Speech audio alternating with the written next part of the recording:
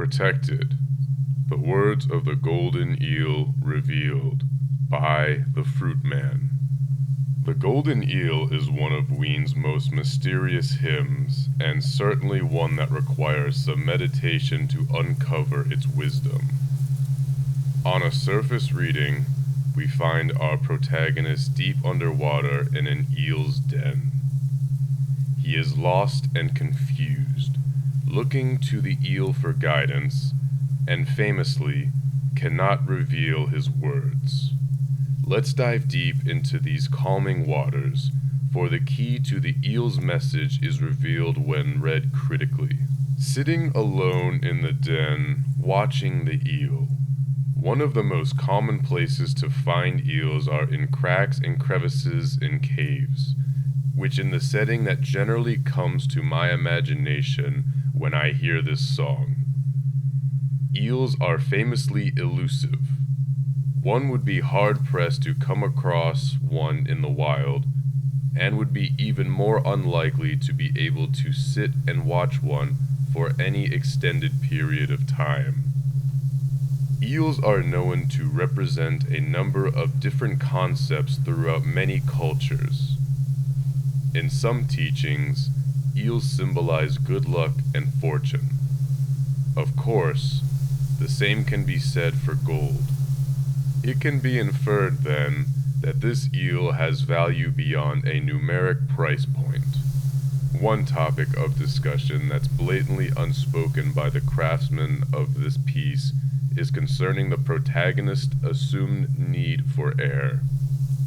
Even though this song is concerning immaterial ideas, we still need to be immersed in its imaginary to understand the weight of its ideas. The speaker of these words is very likely about to die, physically or otherwise, yet he sits alone, gazing upon an eternity of unspeakable importance. So already at the introduction of this passage, we are met with a complete disregard for the importance of material needs. Only a fool would be concerned with something as trivial as earthly death when it is in the midst of something much greater. Help me find a way home, watching the eel. The protagonist of this song is on a journey into watery depths, seeking knowledge.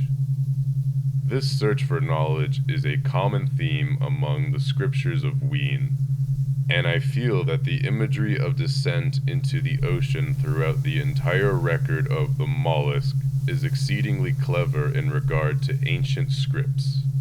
The majority of the text regarding spiritual transcendence in the Common Era will most often speak of upward ascent into the heavens.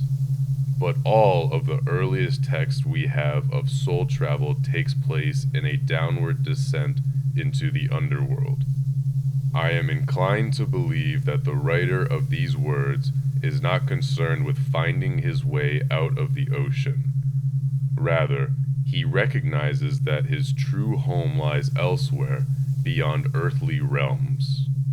This implication comes from the lack of panic, as he calmly waits for the eel to respond to his request for guidance. He is clearly a wise man. He made it this far into the depths and has come upon the den of the golden eel. Why would he want to return back to mundanity? Burrows its head in the sand. Daylight has come. Our protagonist eagerly awaits a response, but the eel in its elusive nature hides away. Burrowing its head in the sand sends us the message that the eel is refusing to speak at this time. Up until this point, the listener is under the assumption that the scene is taking place in extreme depths, presumably in a cave of some sort. Yet suddenly, the sun shines through, implying that we are actually relatively close to the shore. The sunlight zone can extend up to 200 meters under the ocean, but most eels are known to live in shallow waters. So this further solidifies the idea that one seeking the eel's wisdom is not wanting to return to the shore, else he would simply swim upward toward the light. Whichever way you interpret, "help me find my way home," can drastically impact your understanding of the meaning of this hymn. Indeed, the narrator seeks his true home in places not yet known to him. There shall be rest in a while, daylight has come. The daylight in this passage and the preceding line is symbolic of both interruption of the journey as well as greater understanding of it. The eel is unlikely to speak in the daylight, but the speaker of these scripts can return to shore with what knowledge he has received for now. It has been revealed to him that if he continues seeking knowledge, he will receive it, but he must exercise patience. One cannot receive and understand the full knowledge of existence in one sitting. Also worth noting is the word rest being used here. The ultimate goal is to simply be able to rest outside of the suffering of material existence. An individual seeking nirvana, or the equivalent in their respective belief system, wants nothing more than to escape from earth into the divine. Surely, we are in the territory of a spiritual rest rather than physical rest. So, the speaker stays in the den of the eel, using the clarity of light to descend further into knowledge and wisdom. I cannot repeal the words of the golden eel. One wonders what the eel could have possibly said to make the narrator want to repeal his words. Could there be an existing combination of words with the power to radically change one's spiritual life in an instant? If so, you probably would have heard them by now. Teachings of wisdom, this song included, are guidelines meant to be pondered until an understanding beyond mere words is achieved. Speech is silver, silence is golden, is a popular Arabic proverb that is thought to have originated around the 9th century. So then, why use the word words to convey wisdom beyond words? The answer can be found in further esoteric readings of the text. One of the most highly pondered and debated words in the world is the Greek word logos. You will most often find it translated as word, discourse, or reason, which, in common speech, isn't necessarily a disservice. In philosophy and religion, however, logos was often used to represent a faculty of higher perception. Aristotle used it to represent mankind's separation from the rest of the physical world. For him, the logos was mankind's ability to distinguish between good and evil. The Stoics associated it with God, and the energetic principle that connects humans to a higher power. In Gnosticism, the logos is an emanation of the one great spirit that merged with the collective spirit of mankind. Now, if we look at John 1:1 in the New Testament, leaving logos untranslated, it reads, "In the beginning was the Logos, and the Logos was with God, and the Logos was God." In every major English translation, the Logos is translated simply to word. In this case, the significance of logos as an immaterial faculty connecting mankind to a higher power is completely lost. You cannot repeal the logos of the golden eel, because once you have embraced and understood the logos, and therefore your true nature, nothing will tear this salvific knowledge from you. Who can explain all these things raking my mind, an endless barrage of shit raking my mind? It's only natural for humans to wonder about the true essence of reality, where we come from, why we're here, etc. Ultimately, this aspect of human consciousness is what makes us seek the golden eel. We look for answers everywhere, sometimes through academia, others through religion, and some of us just try to ignore the big questions out of fear of the unknown. I know that I personally have sought the golden eel, and before having any revelations, my mind would be in turmoil over these topics. So, I tried my best to gain more openness and awareness, waiting for the knowledge that would eventually be brought to me by the Boognish, the only thing that can claim an infinite swarm of questions is an infinite answer. The eel offers his help I can't understand.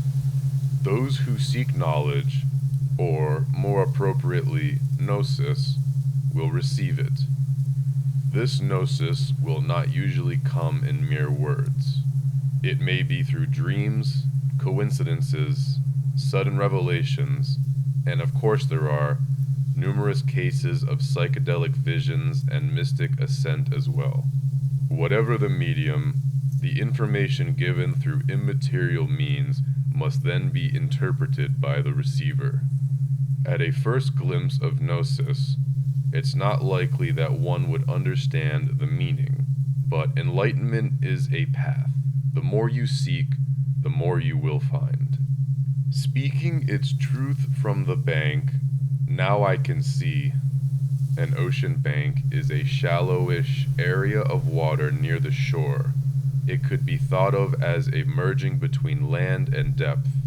To a common person without deep-sea exploration skills, the bank is an area of the ocean that can be explored, accessed, and known. The deeper part of the ocean, of course, contains many more mysteries that we will never discover. The sea bank is the common person's reference point if one were to wish to have knowledge of the near infinite oceanic depths. In the context of the song, the bank is the meeting point between the material and the spiritual, or the aspect of the spiritual that can be known to the material mind.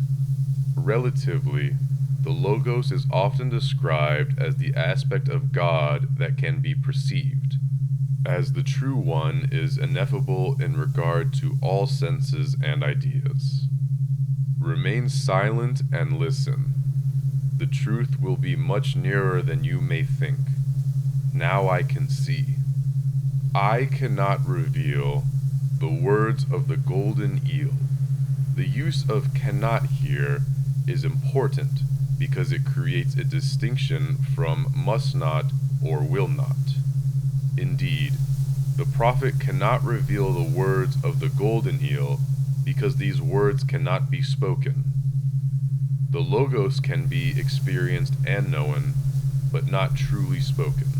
A number of parallels can be drawn between the tale of the golden eel and the Pomanderous, the Corpus Hermeticum.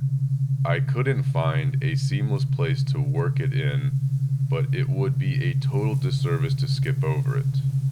The Corpus Hermeticum can be dated at least back to the 2nd century, but is likely older than that. In this writing, Hermes calls upon the Pomanderous, a divine shepherd. Hermes asks for two things: to know the true reality and to know God. To his first question, the Pomanderous transforms into a form of all-encompassing light. He tells him this is the true reality. All things come from light. All things are light and shall always be light. We can call back to the first verse when the speaker in the golden eel is met with daylight upon his quest for knowledge. Here is an excerpt of an English translation. The light, he said, and I, thy God, mind, prior to moist nature, which appears from darkness. The light word, logos, that appeared from mind is Son of God. What then, say I? Know that what sees in thee and hears in the Lord's word, logos. But mind is Father God. Not separate are they, the one from other. Just in their union rather is it life consists. Thanks be to thee, I said. So, understand the light, he answered, and make friends with it. To answer Hermes' second question, God stares directly into his eyes. This is an eternal gaze during which Hermes freaks out, but understands the true essence of existence. The observer and the thing being observed are the same, completely inseparable form. There are no words being spoken in this passage because there are no words in human language that hold the capacity of conveying the nature of God. And speaking thus, he gazes for long into my eyes, so that I tremble at the look of him.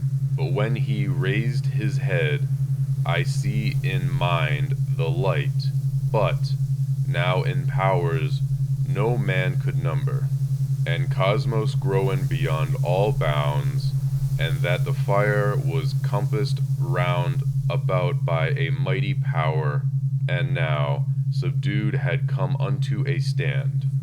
And when I saw things I understood by reason of Pomander's logos. Hermes undergoes a transformation after receiving this knowledge. To an outside observer, one would likely think he's gone completely mad through this experience because he's become separated from his earthly ties and entered a higher place. If you have any questions or concerns, feel free to reach out, but it may serve you better to call upon the golden eel and allow the logos to be transferred upon you. May you, most holy one, be blessed.